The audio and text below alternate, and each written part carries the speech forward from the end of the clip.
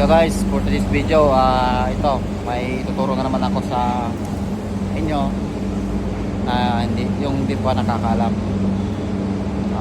Disclaimer lang, bawal sa mga buzzer eh. Sige, kuhan lang natin guys, yung tuturo ko ngayon yung pagpapalit ng sable. Diba guys, kuhan naman, papalit ng sable dito, yung kadlang swing, kaka dito yung swing dito, yung pag ganito yung swing baba taas, tapos iba yung swing cross. Yan, dito ka lang magpapalit guys.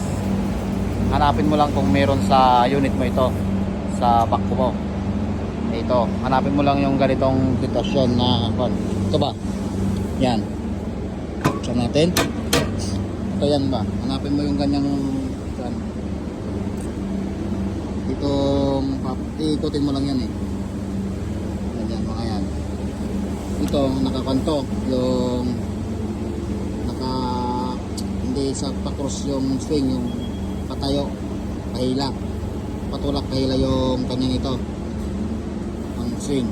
Pag linipat mo dito sa kabila, dito sa kabila na yan, sa pataas ay ito na pa cross na, pa cross na yung swing nya. Sinsya na, nahihirapan ako, nagtuban ako, nagpapagtapos sa Japanese. Yan. Kasi ito lang, ikutin nyo lang. Ito. Ilagay mo doon, makikita mo naman may gas-gas na. Lipat-lipat lang. Ito sa baba, meron din. Yan lang guys. Hanapin nyo lang. Sa mga may ganitong